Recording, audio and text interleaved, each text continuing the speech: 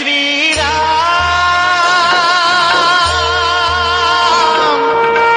जय श्री राम, जय श्री। बोलिए सियापति रामचंद्र भगवान की जय। तुम्हारे पुत्र ने बड़ा पाप किया है, जो बालकों का समूह मार डाला। तुमको वह पुत्र प्राण के समान प्रिय है, परंतु सब प्रजा को बुरा लगता है। प्रजा की वाणी को सुनकर राजा ने सबको धीरज दिया और पुत्र को देश से बाहर कर दिया। उसका पुत्र अशुमान गुणों का सागर हुआ, जिसका प्रभाव संसार में उजागर है। वह राजा के हृदय में ऐसे बसा था जैसे सर्प के पास मणि और जल में मछली रहती है। सब प्रजा लोग अपने अपने घर को गए और चिंता रहित होकर मन में विश्राम पाया। फिर राजा ने मन में विचार किया कि हमारा चौथापन अर्थात बुढ़ापा आ गया है। ब्राह्मण, मंत्री, गुरु और पुत्र को बुलवाया और वे हिमाचल और विंध्याचल के बीच में आए। उन्होंने एक सुंदर वेदी बनाई जो देखते ही बनती थी, वर्णन नहीं की जाती। तब यज्ञ का आरंभ का घोड़ा छोड़ा। वह ऐसा शीघ्र चलने वाला था जैसे सर्प दिखते हैं। तब इंद्र ने उस कठिन यज्ञ का आरंभ सुनकर मन में विचार किया और आकर राजा के यज्ञ का घोड़ा चुरा लिया। यह भेद किसी ने नहीं जाना। फिर उसे लाकर कपिल मुनि के पास रखा, जिसे किसी ने नहीं जाना और न किसी की वहां पहुंच थी। जो चतुर योद्धा रखवाले थे, उन्होंने भी घोड़ा लेते न जाना। उन सब ने आकर राजा से कहा, हे राजन, हम कहने से डरते हैं, घोड़ा किसी ने चुरा लिया है और इसे कोई नहीं जानता है। अब क्या करना चाहिए? जो आज्ञा हो सो करें। यह बात सुनते ही राजा को दुख हुआ और शीघ्र ही सब पुत्रों को बुलाया और कहा, हे भाई, तुम जाकर घोड़े को खोजो। यह सुनकर सब चरणों में सिर नवाकर चले। वे सब धनुष के धारण करने वाले, युद्ध में धैर्यशाली और बल में इंद्र के समान वीर दिखलाई देते थे। उनके चलने से पृथ्वी व्याकुल हुई और सब जीव बलि पशु के समान भयभीत होने लगे। फूलों के बगीचे, वन, बाग, नदियां, कुएं, बावली, तालाब, नगर, ग्राम एवं बहुत से मुनीश्वरों के धाम, पर्वत और गुफाओं में जाकर ढूंढा। इस भांति जाकर पता लगाया और तब सब मिलकर राजा के पास आए और राजा के चरणों में माथा नवाकर बोले, हे स्वामी, घोड़ा कहीं नहीं मिला। फिर पुत्रों को भेजा कि धरती खोदो। वे सब चले चले पूर्व दिशा में आए। उनके हाथ मानो वज्र के समान थे और वे ऐसे बड़ी थे कि 4 कोस तक पृथ्वी को नित्य खोदते थे। इस अतुल बल को देखकर देवता डरे और तब सब कुछ चलाकर विचारने लगे कि अब क्या करेंगे। पृथ्वी को ढूंढते हुए सब पाताल में आए और वहां दिशा के हाथी को देखकर सबने सिर नवाया। उसने पूछा तो सब कथा सुनाई और फिर सब दक्षिण दिशा को आए। फिर इसी भांति दूसरा हाथी देखा, जिसने बहुत अच्छे निर्मल गुण थे। फिर उसको भी प्रणाम किया और खोते हुए पश्चिम दिशा में मन को लगाकर चले। तीसरे हाथी को देखकर परिक्रमा की और फिर उत्तरी दिशा में ढूंढने चले। उस दिशा में श्वेत हाथी को देखकर सुख पाया और पृथ्वी को खोदते हुए सब कपिल मुनि के पास चले आए। खुदी ही पृथ्वी का किसी को अंत ना मिला। वह मानो चारों दिशाओं में सुहावना समुद्र हो गया। जब आकर श्रेष्ठ मुनीश्वर कपिल के पास घोड़े को बंधा हुआ देखा, तब क्रोध में भरकर वचन बोलने लगे। महादेव जी कहते हैं, हे पार्वती, सबका नाश हुआ चाहता है। रे दुष्ट, हमने पृथ्वी के चारे कोने खोद डाले और तुझे बहुत ढूंढा। किसी ने कहा, यह बड़ा चोर दिखाई देता है, इसके बराबर छलिया दूसरा कोई नहीं है। ऐसे वचन सुनते ही सब मुनीश्वर ने देखा, तब उसी क्षण सब भस्म हो गए। महादेव जी बोले, हे पार्वती, जिसने समझकर वचन न बोला, उसको अमृत विवश का कीड़ा ही टोलने लगता है। जो प्राणी जानबूझकर अग्नि को पकड़ेगा, वे अभिमानी क्यों नहीं जलेगा। विश्वामित्र जी कहने लगे, हे राम, सुनो, जो जानकर विष इकट्ठा करते हैं, वे क्यों नहीं मरेंगे। बिना विचारे क्रोध किया, इससे सब जलकर राख हो गए। इधर जब पुत्रगण नहीं आए, तब राजा ने अश्वमान को वहां बुलवाया और उसको बुलाने के लिए उसे भेजा। राजा ने बड़े प्यार से बार बार आशीर्वाद दिया और कहा कि मेरे प्राणों के आधार पुत्र, जाओ और घोड़े को लेकर लौटना। कुमार अंशुमान चारणों को सिर नवाकर चला, जो विष्णु का भक्त और दोनों कुलों में उजाला करने वाला था। जहाँ कई मुनीश्वरों के स्थान देखता, वहाँ दंडवत प्रणाम कर कर पूछता। मुनियों से यह आशीर्वाद पाकर चला कि हे राजन, जाकर खोज करो, घोड़े को पाओगे। इस प्रकार मार्ग में ढूंढते हुए चले तो सुमिति के भाई गरुड़ मिले। तब चरण छूते ही आशीष दी और जिस भांति सब पुत्र जले थे सो कथा कही। वचन सुनते ही बड़ा सोच हुआ। तब गरुड़ जी ने ले जाकर जले हुए लोगों का स्थान दिखलाया। वहां अंशुमान ने स्नान कर कर्म कर्म से सबको तिलांजलि दी। फिर गरुड़ बोले, हे तात, तुमको एक बात कहता हूँ, सुनो। हे पुत्र, अब वही उपाय करो जिससे गंगा जी पृथ्वी पर आए। उनके दर्शन से सबके पास पाप दूर हो जाएंगे और उनमें स्नान करने से परम सुख प्राप्त होगा। इस बाती अत्यंत पवित्रता की खान गंगा जी को पाकर 60,000 पुत्र तर जाएंगे। ऐसे वचन सुनकर मन में बहुत प्यारे लगे। फिर गरुड़ समेत कपिल मुनि के पास आए। तब राजा और गरुड़ जी ने मुनि के चरणों में प्रणाम किया और मुनि ने राजा को पहली कथा सुनाई। मुनीश्वर ने आशीर्वाद देकर राजा को घोड़ा दिया। तब राजा मन में प्रसन्न हो चले। हे श्री रामचंद्र जी, गरुड़ जी राजा को नगर के पास पहुंचाकर अपने लोक को गए। अंशुमान ने घोड़ा लाकर राजा को शीर नवाकर 60,000 पुत्रों का मरना सुनाया। राजा ने पुत्र शोक में दुखित और घोड़ा मिल जाने से आनंद के वश होकर यज्ञ किया और बहुत साधान दिया। तब राजा ने बहुत तरह से राज्य किया और प्रजा लोगों को बहुत आनंद दिया। राजा सगर अंशुमान को राज्य दे अपना मन भगवान के चरणों में लगाकर हृदय में बड़े प्रसन्न होते हुए वन में तप के लिए चले गए। अंशुमान के पुत्र राजा दिलीप हुए। जो अंशुमान उन्हें राज्य देकर तप करने के लिए उत्तर दिशा को गए। राजा ने बहुत ही कठिन तपस्या की। कुछ दिन बीते तो काल के वश होकर मर गए। दिलीप की प्रभुता बड़ाई किस बात कहूँ, जिसकी सब राजा आकर सेवा करते थे, जिनका मुख इंद्र देखता रहता था। उनकी बड़ाई को कौन कवि कह सकता है। जिसके भगीरथ नाम के पुत्र हुए, जिनके हृदय में पिता के समान बहुत नीति हुई। उन्होंने भगीरथ को बुलाकर राजा दिया और आप उठकर तप के लिए चले गए। मार्ग में चलते हुए मन में विचार करते जाते थे कि या तो गंगा आए, नहीं तो प्राण छोड़ दूंगा। अंशुमान के समान अपना प्राण छोड़कर फिर नगर का नाम नहीं लूंगा। इस प्रकार विचार कर राजा ने आकर बहुत कठिन तप किया। राजा ने विचार करते करते वन में जा बड़ा कठिन तप किया। तप करते करते कुछ कालवर्ष बीतने पर देह छोड़ दी, परंतु गंगा जी प्रकट नहीं हुई। राजा दिलीप ने गंगा के लिए अपना शरीर छोड़ दिया, इसलिए उन गंगा के जल को छोड़ जो कुएं का पानी पीते हैं वे मूर्ख हैं। यहाँ भगीरथ के मन में ऐसा विचार हुआ कि पिता को बहुत दिन हुए और आए नहीं। उन्होंने अपने काकुत्स्थ नामक पुत्र को राज्य दे बहुत सी नीति सिखलाई।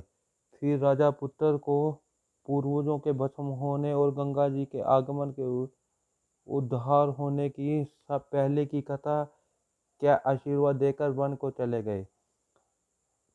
नगर से निकलते ही अच्छे शगुन मिले और जहाँ बड़ा घना वन था वहाँ राजा आए।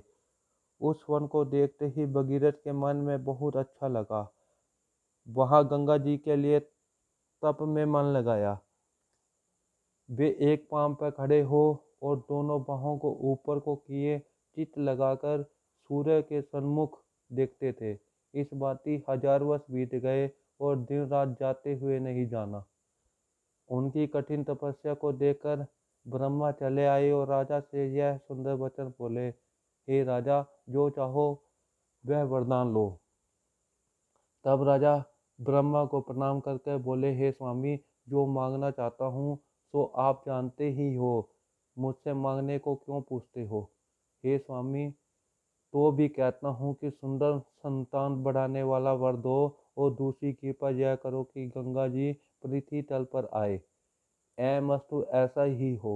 यह कहकर फिर ब्रह्मा जी बोले, गंगा जी को दूंगा, परंतु उन्हें कौन रख सकता है।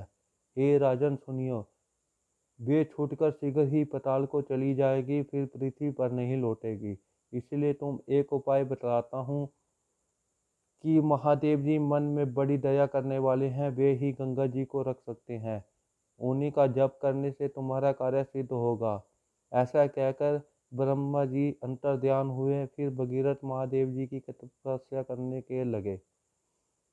देवताओं के वर्ष भर अंगूठे के सहारे खड़े हो बारंबार शिव जी का नाम उच्चारण करने लगे। तब दया सागर शंकर जी आकर प्रकट हुए, तो राजा ने हाथ जोड़कर सिर नवाया और विनती की, तब मैं गंगा जी को धारण करूंगा, ऐसा आशा देकर फिर महादेव जी कैलाश पर्वत को लौट आए। वहां गंगा जी ने श्री शिव जी ने वचन सुन मन में विचार किया कि मैं शिव सहित रसातल को चली जाऊंगी और जाने में देर नहीं लगाऊंगी। श्री शिव जी तो अंतर्यामी हैं। उन्होंने यह उपाय किया है कि हमारे सिर पर सुंदर अगम जटाजूट बनाया। जहाँ भगीरथ ने प्रार्थना की तो ब्रह्मा जी ने मीठी वाणी सुनाकर गंगा जी को छोड़ दिया। गंगा जी के छूटते ही बड़ा भारी शब्द हुआ, जिसको सुनकर देवता शेषनाग और चारों दिशाओं के हाथी हक्के बक्के हो गए। फिर गंगा जी महादेव जी की जटाओं में समा गई और वहां 1 वर्ष तक बोली रही। इस कौतुक को देखकर सब देवता प्रसन्न हुए और उन्होंने जय जयकार का कर फूल बरसाए। फिर भगीरथ ने मन पुनः स्मरण किया, तब महादेव जी ने एक बूंद डाल दिया।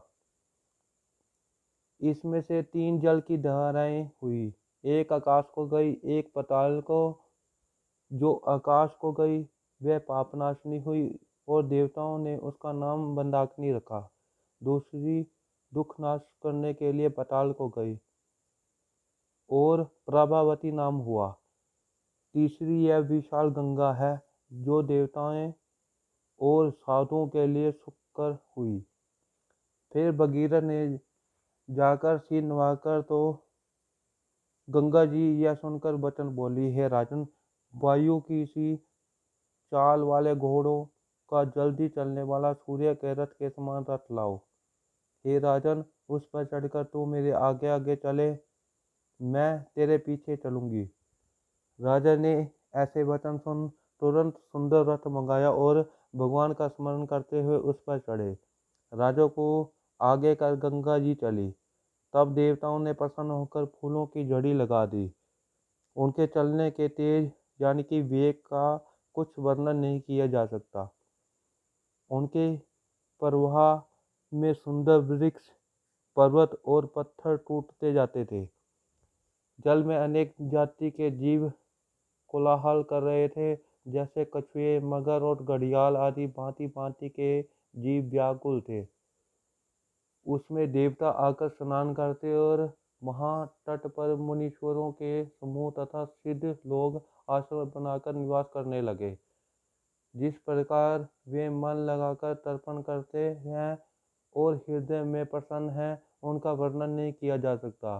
सब देवता और मुनीश्वर कहते हैं कि गंगा के दर्शन से पाप दूर होते हैं और प्राणी भव सागर से तर जाते हैं।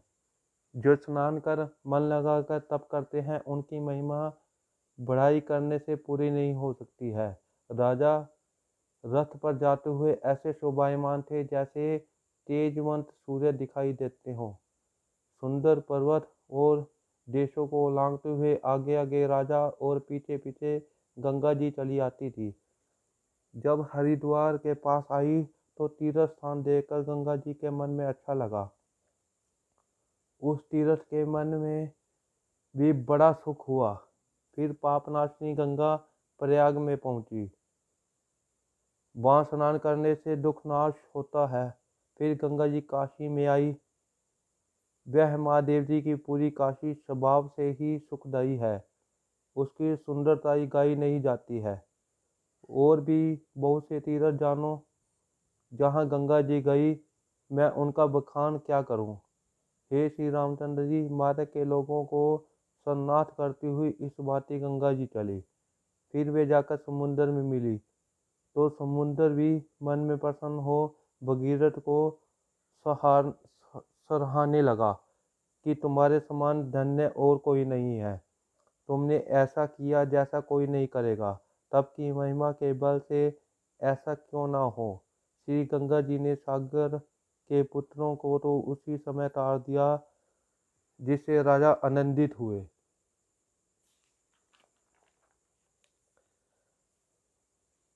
तथा उनके कुल में और भी जो रहे वह भी तर गए। सब देवताओं के स्वाद ब्रह्मा जी ने सन्मुख हो ऐसी बात कही। हे भगीरथ, तुम धन्य हो। तुमने संसार में बड़ी बढ़ाई ली और तुम्हारे समान दूसरा राजा नहीं हुआ। अपनी प्रतिज्ञा सच्ची की और सब वेद ज्ञाताओं को सुख दिया। इसे अब सब कोई गंगा सागर कहेगा और पाप रूपी उल्लू गंगा रूपी सूर्य को देखते ही डरेंगे। गंगा जी का नाम भगीरथी भी होगा और देवता, मुनीश्वर, नाग और सिद्ध ये यश पाएंगे। ऐसा कहकर ब्रह्मा जी अपने लोक को चले गए और यहाँ भगीरथ ने बहुत सुख पाया। तब सुख पाकर राजा ने मन लगाकर फिर गंगा जी की पूजा की और गंगा जी ने प्रसन्न होकर आशीर्वाद दिया और राजा सुख पाकर विदा हुए। इस प्रकार रामचंद्र जी ने प्रसन्न हो गंगा जी की कथा सुन ऋषि विश्वामित्र के चरणों में मस्तक नवाया। तुलसीदास जी कहते हैं कि मुनिराज ने रामचंद्र जी और लक्ष्मण को आशीर्वाद दिया। विश्वामित्र जी के अमृत समान आशीर्वाद को सुनकर श्री रामचंद्र जी प्रसन्न हुए। फिर भगवान ने सुख पाकर कहा, हे मुनिनाथ, अब शीघ्र चलिए। तब ऋषियों सहित प्रभु ने वहां स्नान किया और ब्राह्मणों ने बहुत प्रकार का दान पाया। फिर मुनियों सहित वे प्रसन्न होकर आगे चले तो शीघ्र ही विदेह राज जनक का नगर आ गया। श्री राम जी ने जनकपुर की शोभा देखी तो लक्ष्मण सहित बहुत प्रसन्न हुए। वहाँ बावली, कुएं, नदी और अनेक तालाब थे जिनमें मणि जड़ित सीढ़ियाँ बनी हुई थी और उनमें अमृत के समान मधुर जल भरा था। उसमें प्रफुल्लित कमलों के रस से मतवाले भंवरे गूंज रहे थे और अनेक रंगों के पक्षी मधुर वाणी बोल रहे थे। रंग बिरंगे कमल खिले हुए थे और सुख देने वाले शीतल मंद सुगंध वायु बह रहा था। फूलों की बगीचे और बाग वनों में पक्षीगण प्रसन्न हो वास करते थे। नगर के चारों ओर फूल और फल लगे हुए सुफलित वृक्ष शोभाएं दे रहे थे। नगर की शोभा बखानी नहीं जाती थी। जिधर ही मन की गति जाती, मन उधर ही लुभायमान हो जाता था। सुंदर बाजार की अटारियां को मानो ब्रह्मा ने समय अपने हाथों से बनाया हो। वहां कुबेर के समान श्रेष्ठ धनवान वे व्यासी समस्त वस्तुएं लेकर बैठे थे।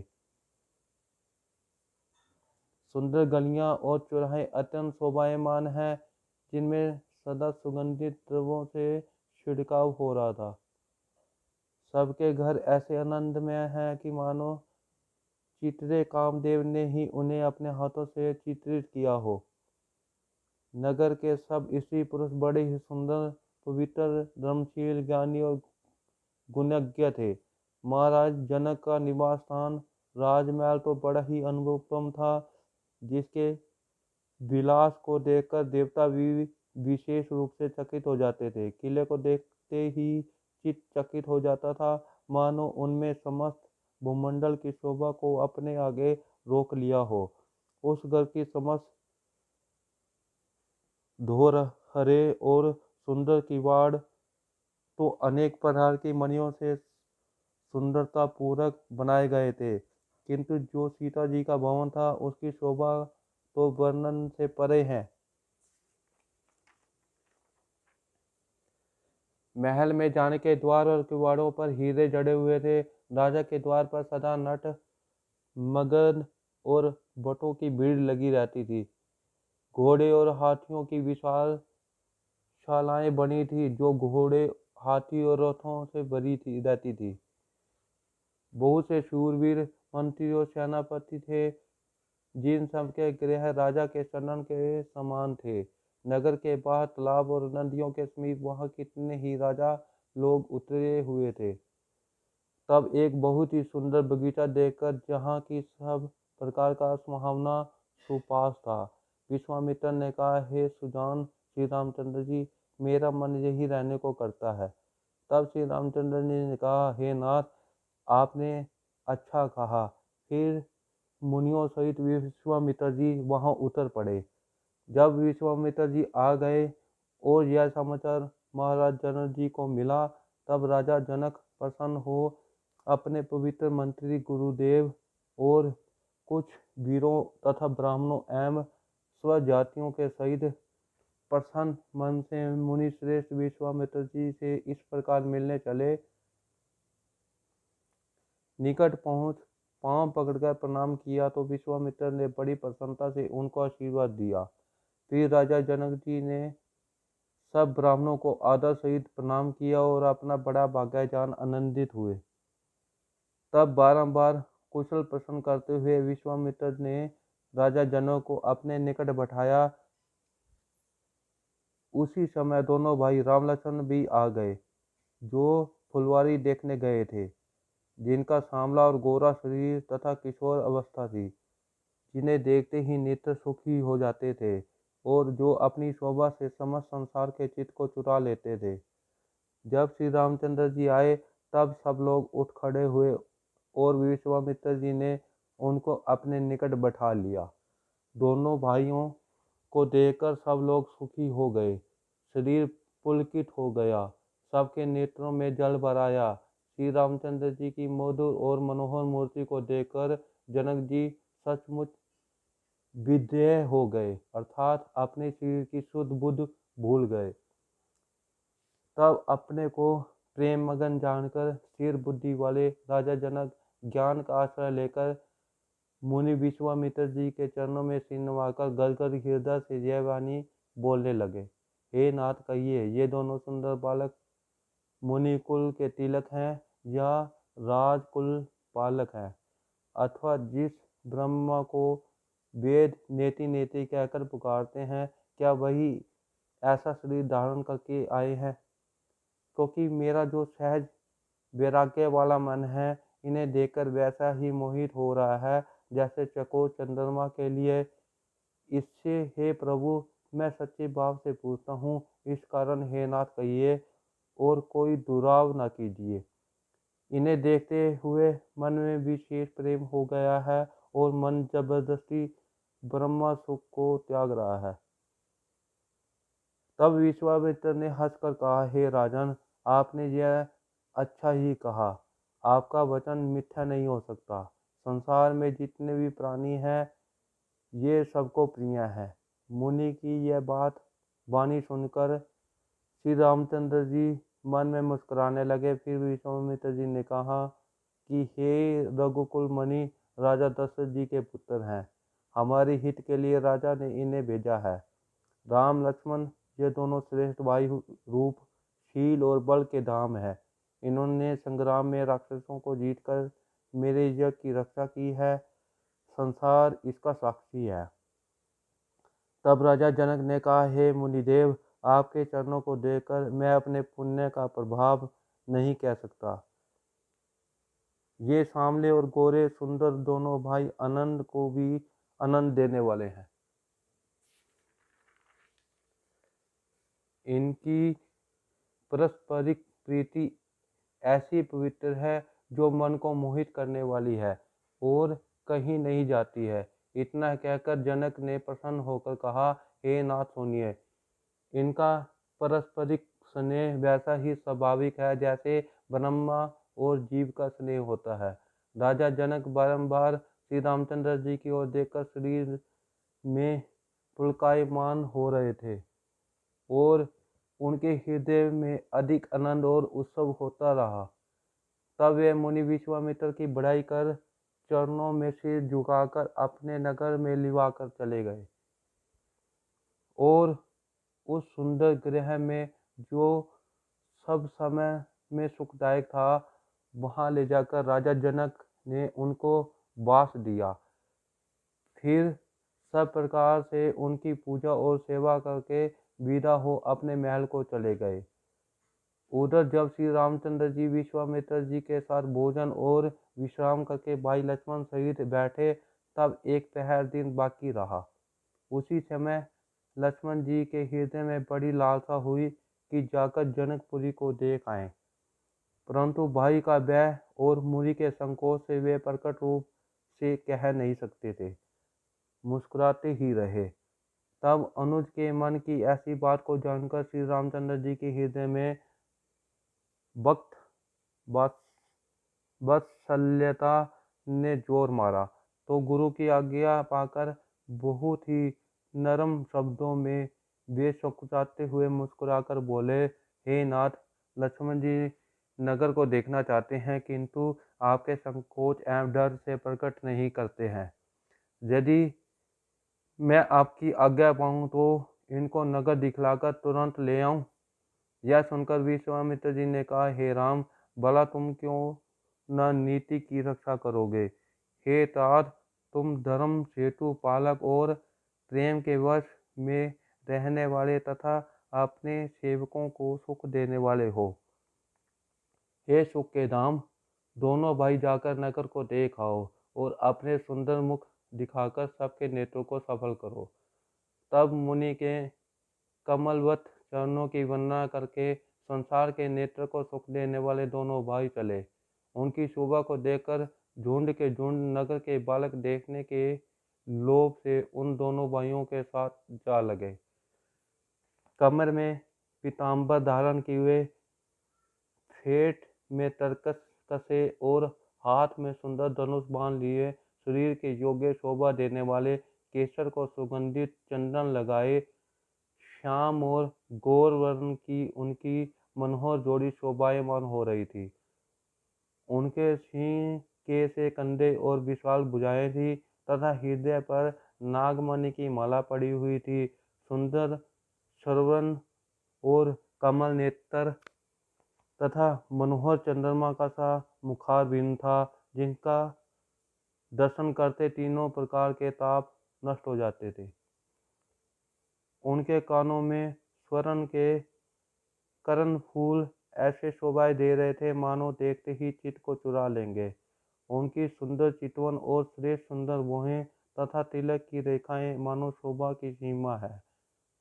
सुंदर मस्तक पर चमकती चकोर जड़ों टोपी शोभायमान है और काले चिकने घुंघराले बाल हैं तथा नख शिख पर्यंत सुंदर दोनों भाई सब अंगों से सुंदर हैं।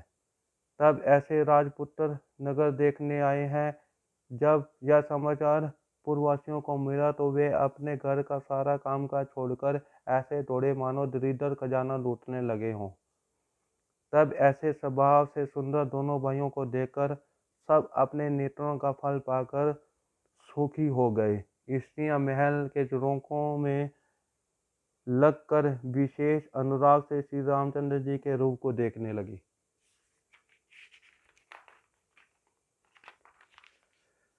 और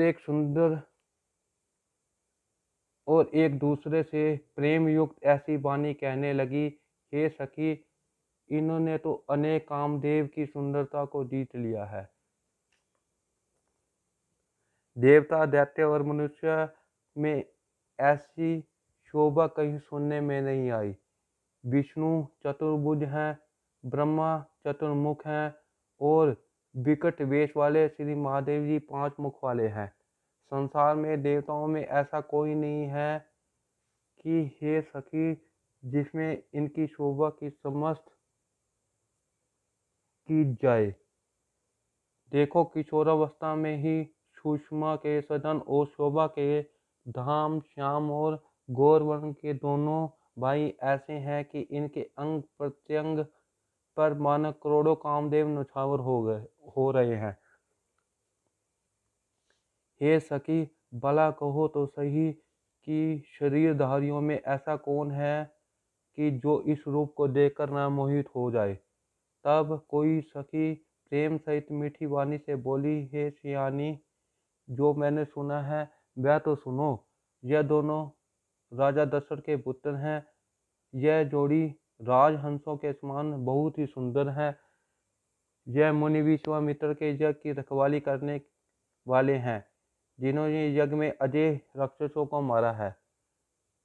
इनमें जिसका सांवला शरीर और सुंदर कमल जैसे बड़े बड़े नेत्र हैं और जो मरीच और सुबाहु के अहंकार को नाश करने वाला है तथा जिनके हाथ में धनुष बाण है, वह सुखी खान कौशल्या के पुत्र हैं। इनका नाम रामचंद्र है। लक्ष्मणु नामु राम लघु, गौरवर्ण सुंदर वेश बनाए हाथ में धनुष बाण लिए श्री रामचंद्र जी के पीछे पीछे चल रहे हैं।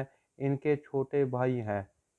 हे सखी इनका नाम लक्ष्मण है और इनकी माता सुमित्रा है। बोलिए सियापति रामचंद्र भगवान की जय। जय श्री राम।